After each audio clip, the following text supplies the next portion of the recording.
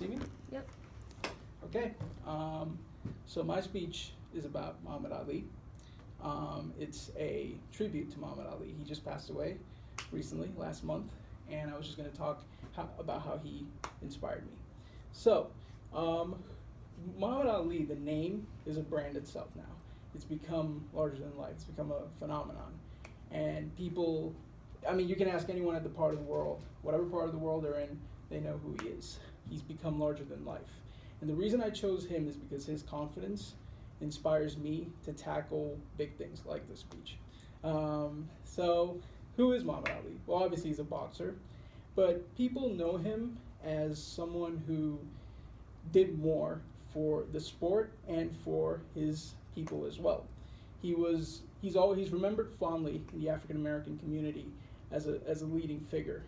You think of the greatest sportsman of all time, you think of Muhammad Ali.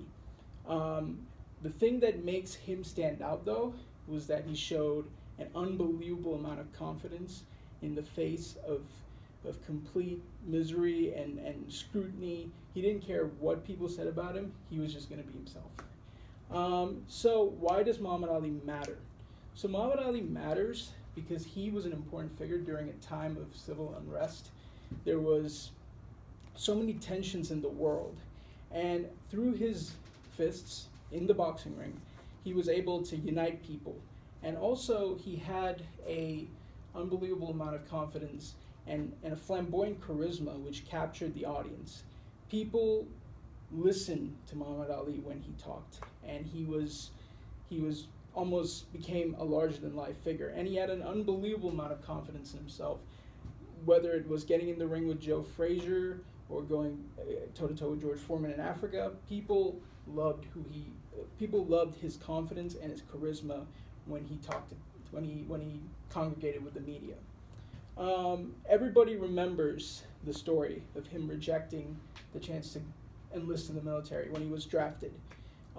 That got him a lot of scrutiny. People just disliked him for that. People thought, you know what, this is not right. How can he do that? He's a big celebrity and he doesn't want to fight in the war. But he still stood up for his beliefs. He didn't say, oh, because people are telling me something, I'm just going to do what people tell me to. He didn't conform, basically. And he had the self-conviction and the confidence to stand up for his beliefs. And I look at that and I think, you know what, it doesn't matter how big you are or how small you are, you can always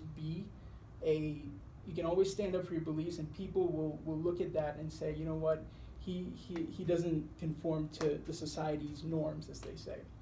And one of the things that I like in someone is the confidence. Like I said, he had an unbelievable amount of confidence, conviction, self-belief that he could take on any battle that he was facing and he would win. He had that confidence in himself to win, to say that he could win. And so what are the lessons that I learned? First of all, confidence. He had that in spades.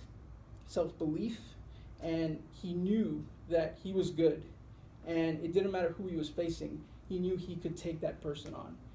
And also, the most important thing I feel is that he was himself, and he was that kid who grew up wanting to be something, and coming from a modest background, wanting to be a star, an athlete, to represent his country, and he wanted to do his people proud. And looking at that, I get inspired by that. Being an international student, I look at that and say, you know what, he's a guy that managed to succeed when there was a time where African Americans were outright rejected. And in the end, when you look at Muhammad Ali, in conclusion, I feel that this is a guy that's become a larger than life personality. He's transcended so many generations. My nephew is 3 years old. He knows who Muhammad Ali is. And that's because he had that belief and he had that personality. He had that confidence to put himself out there so that people would remember who he is. And from that, I gather that level of confidence when I can take on any challenge that's put in front of me. My college is going to finish. So if I can go into the job market and have that level of confidence, I'm not saying I'm going to be Muhammad Ali, but I want to have his confidence when I'm taking on different challenges, and that's why this tribute to Muhammad Ali is more to do with my liking of his overall belief and confidence in himself. So, thank you. That was